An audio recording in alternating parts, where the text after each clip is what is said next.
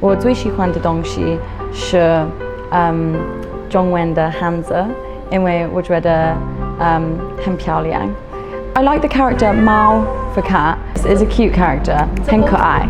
你好，我叫 Manon， 我是英国人，我23岁。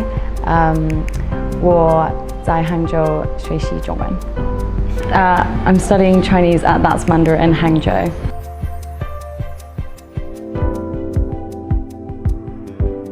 Well, I did my degree in French and Chinese in England, and after graduating I just didn't feel satisfied with my level, so I decided to come to China to learn Chinese. Obviously it's the best place to do it because you get a full immersion. It's completely different because at university I was in a big class of students and the class just moves at the pace that the teacher decides. So you can't really stop and say, oh, I don't understand this, can we spend more time on this? Whereas here the classes are really small. So at the moment I'm in a class with 4 students. First month it was only me and one other student. So if you don't understand something you can spend as much time as you like on it. Also the other thing is at the school I'm studying at here in Hangzhou, they use their own textbooks which are all applicable to daily life situations. So like how to go to the bank, how to go to the doctors, things like that that you'll actually use in daily life. Whereas in university we study the HSK textbooks, which they don't really, it's quite outdated, they don't really use content which you'll actually use in your daily life. For example, like here, one of the chapters in the book is how to use WeChat and Alipay, which is actually really useful. Also, one thing about this schooling system is that because it's just about helping you improve, they don't put in place loads of tests and exams and unnecessary stress and pressure.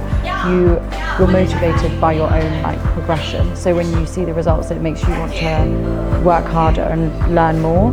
You're not motivated by, oh, I need to do well in this test. Whereas in the past, with learning Chinese at university, it was always, oh, I need to do well in this assignment or I need to do well in this exam, which it didn't make me love learning the language because I was constantly just feeling stressed about it. Whereas here, I don't feel stressed. I feel like I can take it at my own pace and really enjoy the learning experience.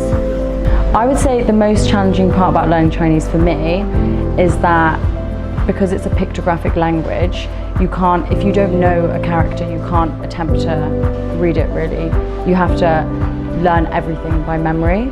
Also, the pronunciation, the tones is really hard because you'll say something and you think you've said it the correct way, but actually it's not in the right tone, so people might not understand you. Also, even though the grammar actually is quite simple because it follows set structures and there's no irregulars in the language, because it's completely different to English grammar, you have to completely rewire the way you think about the language. You can't translate something going off of an English translation or an English sentence structure. You have to think, how would a Chinese person express this with which grammar structures? The best part about living in China for me is just being fully immersed in the culture. It's not just the language, but also the everyday culture that you don't experience just learning Chinese in your home country. Obviously, coming here, there were a lot of culture shocks, things that I wasn't used to, but there are also a lot of pluses to living in China. So for one, the convenience of life. Life is really convenient here. For example, the transport, you can get around really easily, on the high-speed rail. One thing about China is, what I found is that the pace of life is really fast. So there's always something to do, you're never bored. And Hangzhou is quite a vibrant city, there's lots to do, lots to see. And I think it's somewhere where you see both the modern and the old. So if you want a mixture of new China and seeing more traditional stuff, then you can see both.